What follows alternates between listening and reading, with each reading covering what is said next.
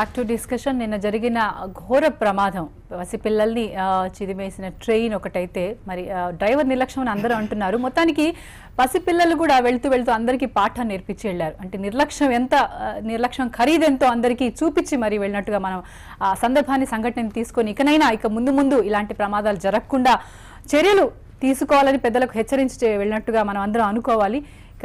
దీనిపై చర్చ పాల్గొనడానికి ఈ రోజు మనకి స్టూడియోలో ఉన్నారు టీఆర్ఎస్ నుంచి శ్రీనివాస్ గారు, బద్దం బాలరెడ్డి గారు బీజేపీ నుంచి, అలాగే కృష్ణమోహన్ గారు కాంగ్రెస్ నుంచి. నమస్కారం అండి. నిజంగా అంటే ఇప్పుడు మనం మాట్లాడుకోవడానికి ఏం లేదు, అది ఎవరి తప్పిదము అన్నది పక్కన పెడితే ఎందుకు జరిగింది ఆ సంఘటన, ఎలా జరిగింది మీరు చెప్పండి శ్రీనివాస్ గారు. అంటే నిర్లక్ష్యం అన్నది పక్కన పెడితే అసలు పాలకులు అన్నది ప్రజల సంక్షేమం కోసం చేయాల్సిన పథకాలు, కానీ ఇప్పుడు ఎట్లా ఉందంటే అధికారం కోసం పథకాలు చేసి అధికార పీఠ వెక్కి తర్వాత మర్చిపోతున్నారు. ఓట్ల కోసం గల్లీలు తిరిగి తర్వాత నోట్లు చేతిలో పెట్టి అధికారంలో కూర్చున్నాక ప్రజా ప్రయోజనాలు కానీ సంక్షేమం కానీ పక్కన పెడుతున్నారు. రైల్వే క్రాసింగ్ దగ్గర అన్మాన్డ్ గా ఉన్నది అంటే ఎవరిని దూషించాలి, ఇక్కడ ఎవరిని దూషించాలి మనం? తప్పకుండా మనం పాలకుల నిర్లక్ష్యం కనిపిస్తుంది దీంట్లో. మనం చూసాం భారతదేశం ఇంత అభివృద్ధి చెందింది, మనం ఇన్ని లక్షల కోట్ల రూపాయలు రైల్వే బడ్జెట్ అనేది మనం భారతదేశంలో ఒక అతిపెద్ద ప్రజాస్వామ్య దేశం, ప్రపంచంలోనే ఒక సెపరేట్ బడ్జెట్ పెడుతున్నటువంటి దేశం మన భారతదేశం. దీంట్లో మనం ఈ రోజు కూడా మనం ఏదైతే ట్రాక్స్ వేసుకున్నామో దాంట్లో గేట్లు లేకపోవడం అనేది డెఫినెట్గా అది మనం ఆలోచించాల్సిన విషయం. మనం ఈ రోజు బుల్లెట్ ట్రైన్లను లేకపోతే ప్రయాణ ఛార్జీలతో ఒక్కరోజు నిర్ణయంతో 8,000 కోట్ల రూపాయల బడ్జెట్ పెంచుకునే విధంగా మనం ఛార్జీలు పెంచడం ప్రజల మీద. సో ఆ 8,000 కోట్ల రూపాయలు ఒక్కసారి పెంచిన బడ్జెట్ పెట్టినా దేశంలో ఉన్న అన్ని లెవెల్ క్రాసింగ్స్ దగ్గర మనం గేట్లు అమర్చవచ్చు. కానీ ఈ సేఫ్టీ మెజర్స్ అనేది ఎందుకు భారతదేశంలో మానవ ప్రాణాలకు విలువ తక్కువ ఇస్తున్నారు, అది కూడా పాలకుల నిర్లక్ష్య వైఖరి.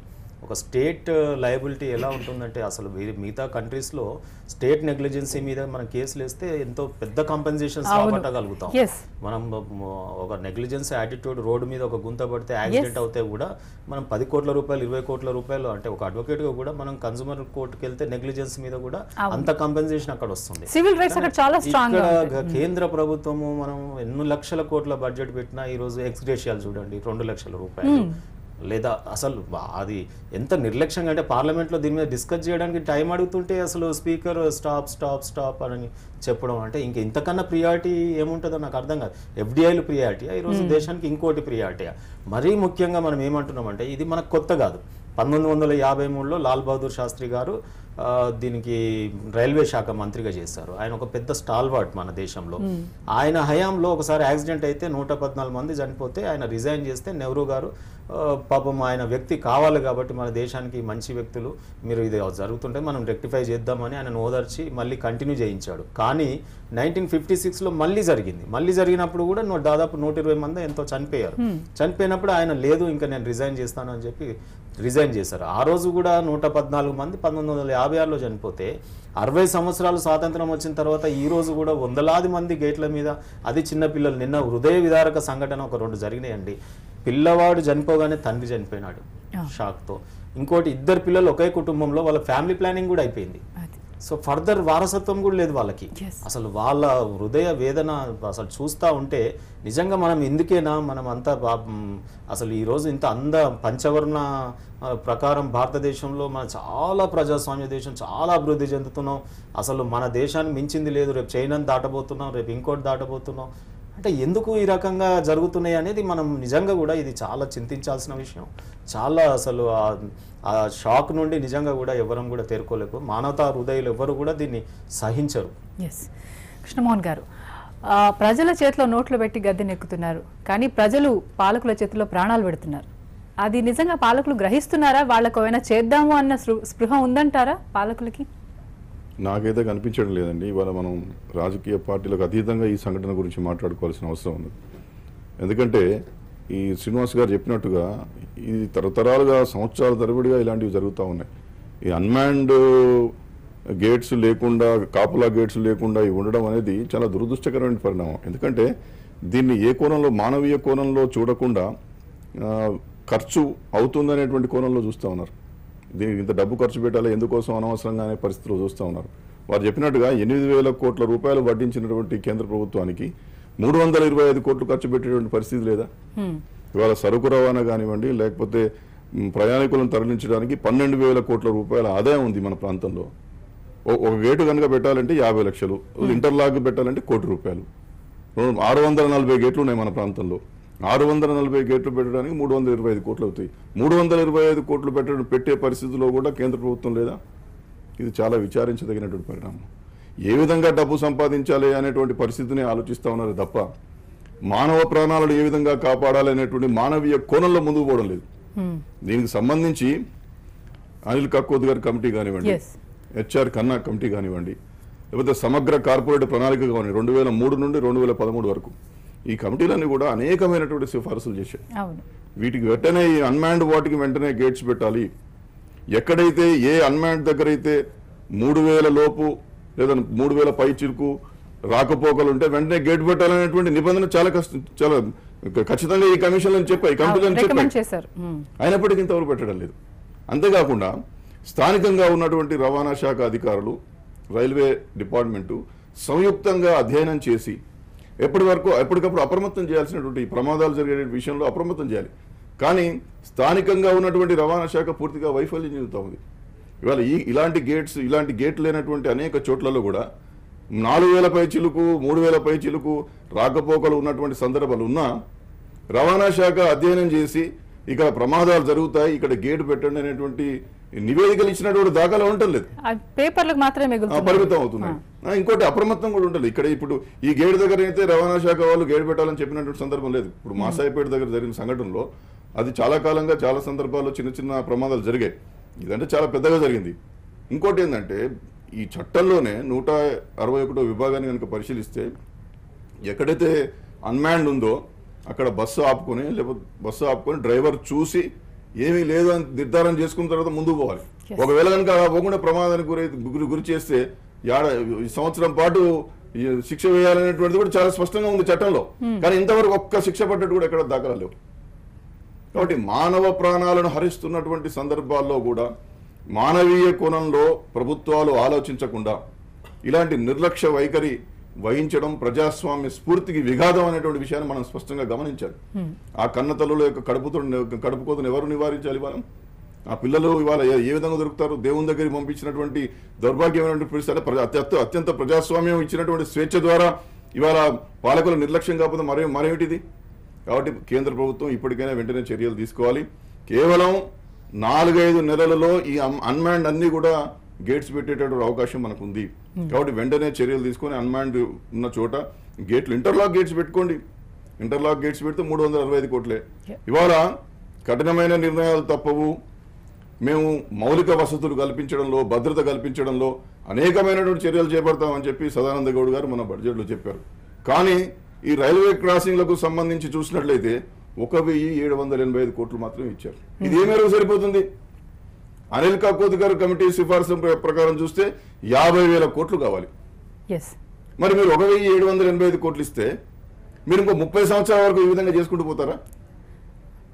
కాబట్టి ఇలాంటి పరిస్థితి సరైనటువంటిది కాదు. ఇది ప్రజాస్వామ్యంలో సరైనది కాదు. మనం చెప్పేది ఒకటి చేసేది ఒకటిగా ఉండకూడదు. ఇప్పటికైనా ఈ సంఘటన నుండి ప్రభుత్వం గుణపాఠం నేర్చుకొని అన్మాన్డ్ చోట్ల గేట్లు పెట్టాల్సినటువంటి అవసరం ఉంది. యుద్ధ ప్రాతిపదికన చర్యలు తీసుకొని ఇలాంటి సంఘటనలు పునరావృతం కాకుండా ప్రభుత్వం ముందుకు రావాలని చెప్పేసి నేను కోరుతా ఉన్నాను. బాలరెడ్డి గారు, అంటే ఇంతకుముందు మీరు అంటే దేశాన్ని వెళ్ళిన మరో పెద్ద పార్టీ కాబట్టి ఇంతకుముందు అంటే పాలకులు ఎంతవరకు బాధ్యతగా వ్యవహరిస్తున్నారు? ఇప్పుడు అనిల్ కక్కోత్ గారు ఇచ్చిన నివేదిక 2 ఏళ్ల క్రితం ఇచ్చారు. 30,000 చిలుకు పైన అన్మాన్డ్ ఉన్నాయి, దాంట్లో కేవలం 15,000 మాత్రమే మ్యాండ్ ఉన్నాయి, మిగతావి అన్నట్టుగా ఒక నివేదిక మరి సమర్పించినా కానీ పేపర్ వరకే పరిమితం అవుతుంది. అంటే అధికారం ఉన్నా కానీ చేయలేని పరిస్థితి ఎందుకు వస్తుంది? అసలు నివేదికలు సమర్పించిన దాని ఏదైతే పాలక ప్రభుత్వం ఉంటుందో, అధికార ప్రభుత్వం, వాళ్ళు నిజంగా పాటిస్తున్నారు అనేది మనకు అనుమానంగానే ఉంటుంది. ఇప్పుడు ఎన్డీఏ ప్రభుత్వం వచ్చి 3 నెలలు కూడా కాలేదు. కానీ దుర్ఘటన జరిగిన దానికి అందరం కూడా, దేశ ప్రజలందరూ కూడా బాధతోని, తల్లిదండ్రులకు మరి ఏ రకంగానైతే పిల్లలు మరి కడుపు కోతకు దూరం అయిపోయినారో అందరికీ బాధపడవలసిన అవసరం ఉంది. మరి వాళ్ళకు సంతాపం తెలపవలసినటువంటి అవసరం ఉంది. ఇలాంటి దుర్ఘటనలు ప్రతిరోజు దేశంలో ఎక్కడో ఒక దగ్గర జరుగుతున్నాయి. మన తెలంగాణ, మన ఆంధ్ర రాష్ట్రంలో 630 నుంచి 40 మరి లెవెల్ గేట్స్ ఏవైతే ఉన్నాయో, అంటే కాపలా లేనటువంటి గేట్స్ ఇవి. ఈ కాపలాలైనటువంటి గేట్స్ విషయంలో నిర్లక్ష్యం అనేది కేంద్ర ప్రభుత్వంది కూడా ఉంది. కేవలం రాష్ట్ర ప్రభుత్వందే కాదు, కేంద్ర ప్రభుత్వము బాధ్యత వహించి యుద్ధ ప్రాతిపదిక మీద ఇలాంటి ఒక 630 నుంచి 40 ఏవైతే లెవెల్ గేట్స్ ఉన్నాయో మరి కాపలా గేట్స్గా మార్చవలసినటువంటి అవసరం. దానికి ఎంత బడ్జెట్ అవుతుంది అనేది లెక్క చేయొద్దు. ఇలా ప్రాణాలకు ఎంత విలువ ఇచ్చింది, ఎన్ని కోట్లు ఇచ్చింది అనేది కాదు. ఇలా రైల్వే మంత్రి 2 లక్షలు ఎక్స్గ్రేస్ ఇచ్చిండు, నష్టపరిహారం మేము తర్వాత చెల్లిస్తామనే దానికి కంటి తడువేగా ఉన్నది. అది మాత్రం మనం ఈనాడు వాళ్ళు చేసింది సాయం అని మనం చెప్తలేం. ఈ రాష్ట్ర ప్రభుత్వం కూడా ఏదో కుటుంబానికి ఇమీడియట్గా 5 లక్షల రూపాయలు ఇచ్చింది నష్టపరిహారం అనేది మంత్రి గారు ముఖ్యమంత్రి గారు చెప్పడం అనేది జరిగింది. కానీ నేను అనేది ఏంటంటే కోట్ల మంది ఇవాళ ప్రాణాలు అర్పించిన మానవతా దృక్పథంతో మరి ప్రాణ నష్టాన్ని ఆపవలసిన బాధ్యత ఉన్నదా లేదా? అంటే మన భారతదేశంలో 125 కోట్ల జనాభా ఉంటే ఎక్కడ ప్రాణాల పైన ఇప్పుడు పట్టించుకునే పాపన పోతలేడు. ఏ ప్రభుత్వం ఉన్నా పట్టించుకునే పాపన పోతలేడు. ఇది మానవతా దృక్పథంతో తీసుకోవాల్సినటువంటి చర్యలను తీసుకోకుండా, లేకపోతే పంచవర్ష ప్రణాళికల్లో ఇంత బడ్జెట్ అంత బడ్జెట్ అనేది కాదు. కానీ దేనికి అత్యవసరంగా ఖర్చు పెట్టాలి, దేన్ని మనం ప్రాణ నష్టం జరగకుండా చూడాలి అనేటువంటిది మాత్రం తప్పకుండా పాటించవలసినటువంటి అవసరం ఉంది. ప్రికాషన్ తీసుకోవాలి. ఈ ప్రికాషన్ తీసుకోవడంలో కేవలం కేంద్ర ప్రభుత్వమే కాదు, రాష్ట్ర ప్రభుత్వం ఉంది. ఇప్పుడు డ్రైవర్ నిర్లక్ష్యం చేస్తుండండి. అసలు ఆర్టీఏ చేసేది ఏంది? డ్రైవర్ పోకున్నా కూడా లైసెన్స్ ఇస్తారు. వాడు చిన్న వెహికల్ డ్రైవర్ ఉంటే హెవీ వెహికల్ డ్రైవర్ లైసెన్స్ ఇస్తారు. వాడిని చూసిరా, మీరు వాడిని నడిపిస్తుండ్రా, వానికి ఏమైనా టెస్ట్ చేస్తున్నారా? అసలు ఏది కూడా జరుగుతలేదు. ఇవాళ జరుగుతుంది ఏంటంటే కొన్ని డిపార్ట్మెంట్లలో అవినీతికి పాల్పడుతున్నారు. ఈ రకంగా అవినీతికి పాల్పడుతారు. నిజంగా నిన్న ఉన్నటువంటి పర్మనెంట్ డ్రైవర్ కాదు, టెంపరీ డ్రైవర్, వాడు ఏదో ట్రాక్టర్ డ్రైవర్. ఆ ట్రాక్టర్ డ్రైవర్కు ఇమీడియట్గా పెట్టవలసిన అవసరమే వచ్చింది. అందులో వాడు సెల్ ఫోన్ మాట్లాడుకుంటూ దుర్ఘటన జరిగింది. లేకపోతే ఇంతమంది అమాయకులు చనిపోవాల్సిన పరిస్థితులు ఏర్పడుతుంది. కేవలము లారీ డ్రైవరు లేకపోతే బస్ డ్రైవరే కాదు, ట్రైన్లో నడిపించేటువంటి డ్రైవర్లు కూడా సెల్ ఫోన్లతో యాక్సిడెంట్ అయిన ప్రమాదాలు ఎన్నో ఉన్నాయి. కాబట్టి ఈ రకంగా సెల్ ఫోన్ల విషయంలో ఏదైతే పోలీస్ డిపార్ట్మెంట్ ఉన్నదో ఆ ఆంక్షలు మాత్రం కఠినంగా చర్యలు తీసుకోవాలి. కఠినంగా చర్యలు తీసుకోకపోవడం వల్లనే ఇవన్నీ జరుగుతున్నాయి. కాబట్టి అందరూ బాధ్యతనే, రాష్ట్ర ప్రభుత్వం కానీ కేంద్ర ప్రభుత్వం కానీ అధికారులు కానీ డిపార్ట్మెంట్లు కానీ ఈ రకంగా అందరూ జరిగిన తర్వాత సంతాపం తెలపడం, జరిగిన తర్వాత మరి చేతులు కాలిన తర్వాత ఆకులు పట్టుకోవడం అనేది మంచి పద్ధతి కాదనేది మా అభిప్రాయం. శ్రీనివాస్ గారు, ఇదంతా ఒక ఎత్తు అయితే, ఇదంతా ఒక పక్కన అయితే, చనిపోయినాక పరామర్శించడం, ఎక్స్గ్రేషియా ఇవ్వటం అదొక పక్కన అయితే, ప్రజలకు అవగాహన కల్పించాలి ప్రభుత్వం అన్నది. ప్రభుత్వం ఎందుకంటే ప్రజలు ప్రభుత్వంకి కింద అంటే ఒక ఆశతోని నాయకుడిని ఎన్నుకుంటారు. వాళ్ళకి ఎంతవరకు అవగాహన, అసలు రైల్వే క్రాసింగ్ ఎట్లా చేయాలా, రోడ్ క్రాసింగ్ ఎట్లా చేయాలా, ఆ సెన్స్, సివిక్ సెన్స్ అన్నది ప్రభుత్వం ఎంత బాధ్యత ఉంది? ఇప్పుడు ఏమంటున్నా అంటే ప్రభుత్వంది బాధ్యత ప్రభుత్వాలది ఉంటుంది, కానీ ప్రజలు కూడా అప్రమత్తత ఉండాలి. ప్రభుత్వం కూడా మన భారతదేశంలో ఇక్కడ మనం గమనించాల్సింది ఇటువంటి యాక్సిడెంట్స్ లో మనం నేర్చుకోవాల్సింది ఏంటంటే, మనం ఒక టెర్రరిస్ట్ సంఘటన జరిగి ఒక 2-3 చనిపోతే చాలా పెద్ద అల్లకల్లోలమైనట్టు దేశంలో మనం ఆలోచిస్తాం.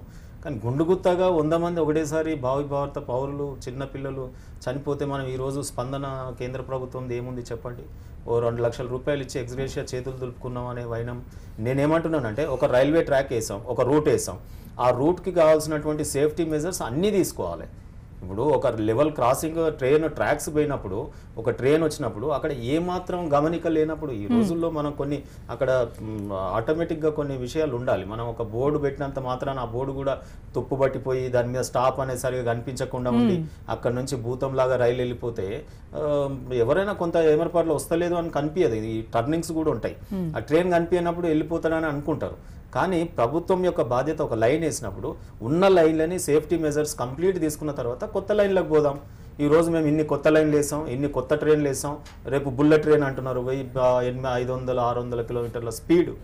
మరి ఇటువంటి లెవెల్ క్రాసింగ్ల మీద స్పీడ్ ఇక్కడ కూడా పెంచారు. 160 నుంచి 100 నుంచి 160 చేశారు. ఇప్పుడు 160 కిలోమీటర్ల స్పీడ్ ఉన్న ట్రైన్లే ఉన్న ట్రాక్స్ మీదనే, మరి స్పీడ్ని మాత్రం పెంచినారు. మరి రేపు సేఫ్టీ మెజర్స్ ఎట్లా? రాబోయే కాలంలో ఇది చాలా డేంజర్. ఇప్పుడు ఇది ఉన్న ట్రాక్స్ మీద స్పీడ్ పెంచడం అనేది. సో ఇలాంటి కేంద్ర ప్రభుత్వం తీసుకున్నటువంటి తప్పుడు నిర్ణయాలు. రైల్వే అనేది సెపరేట్ అండి, దానికి ఒక బడ్జెట్ ఉంది, దాని కొలమానం దాని లాభాలలో ఉంది. ఈసారి కూడా మనం 750 కోట్ల లాభమా ఎంతో వచ్చింది బడ్జెట్, లాభాలలో ఉంది. లాభాలలో ఉన్నదానికి నువ్వు సేఫ్టీ మెజర్స్ తీసుకోకుండా మేము ఇష్టం ఉన్నట్టు ట్రాక్స్ వేసాం, మీ ప్రజలే చూసుకుంటూ తిరగండి ట్రాక్స్ మీద అంటే అది చాలా దుర్మార్గమైనటువంటి చర్య అది. అందుకే నేనేమంటున్నానంటే ఈరోజు ఆ రోజు ఉన్నటువంటి సెన్సిటివ్నెస్, లాల్ బహదూర్ శాస్త్రి ఏ రకంగా అయితే రాజీనామా చేశాడో ఈరోజు రైల్వే మంత్రి రాజీనామా చేయాల్సినటువంటి అవసరమే. అది ఎందుకు అంటే ఒక ఒరబడి, ఒక భయం, ఒక పాలకులకు పరిపాలించేవాడికి ఎక్కడ ఏం సంఘటన జరుగుతుందో కనీసం చూసుకునే బాధ్యత ఏర్పడుతుంది. సో ఆ రకంగా గతంలో ఉన్నటువంటి నాయకుల చర్యలు ఉండేవి తప్ప ఈరోజు థిక్ స్కిన్డ్ అయిపోయినారు. నిజంగా కూడా పొలిటీషియన్స్ నేను అనాలంటే థిక్ స్కిన్డ్ అయిపోయినారు. సో ఆ రకంగా ఎందుకంటే మనం దున్నపోతు మీద వర్షం పడ్డట్టే అవుతుంది తప్ప వేరే లేదు. ఇది మాత్రం చాలా దుర్మార్గమైన చర్య. టెర్రరిస్టుల కంటే కూడా ఇప్పుడు కేంద్ర ప్రభుత్వం తీసుకున్నటువంటిది కూడా టెర్రరిస్టులతో అంటే ఇంకా పోల్చదగింది. టెర్రిఫిక్ ఇది. కాబట్టి ఎందుకంటే నేను చిన్నపిల్లలు, నేను చెప్పాను కదా, ఒక ఇంట్లో 2 పిల్లలు చనిపోయినారు, వాళ్ళ పిల్లలు కుటుంబం ఛిద్రమవుతుంది. నేను లాయర్గా ఏం చెప్తున్నాను అంటే భర్త ఏమంటాడు, పిల్లలు లేరు, ఇంకొక ఆమెను చేసుకుంటా అంటాడు. కుటుంబం అనేది ఒక విచ్ఛిన్నం అవుతుంది. సో చాలా రకాల సమస్యలు వస్తాయండి. నేను చాలా ప్రాక్టికల్ గా చూస్తా ఉన్నాను. ఇటువంటి సంఘటనలు జరిగినప్పుడు అసలు కుటుంబ వ్యవస్థ ఛిద్రం అయిపోతుంది, వస్తాయి. తర్వాత మీరు చూడండి, ఇప్పుడు ఒక ఏదో పిల్లవాడు చనిపోయినాడు, ఇప్పుడు 5 లక్షల రూపాయలు రాష్ట్ర ప్రభుత్వం ఇచ్చింది, 2 లక్షల రూపాయలు ఎక్స్గ్రేషియా వాళ్ళు ఇచ్చారు. రేపు 10 లక్షలు కాదు 20 లక్షలు పెట్టిన వాళ్ళకి పిల్లలు రాని అయినాం కదా. మనం ఎక్కడి నుండి తీసుకొస్తాం పిల్లలు చనిపోయిన తర్వాత? కానీ ఒక్కటి చేయగలుగుతాం, ఇప్పుడు ఉన్నటువంటి ట్రాక్స్కి వారు అన్నట్టు ఒక 300 కోట్లు పెడితే, ఇంత పెద్ద 1,00,000 కోట్ల రూపాయల బడ్జెట్లో 300 కోట్లు ఒక పీనట్స్.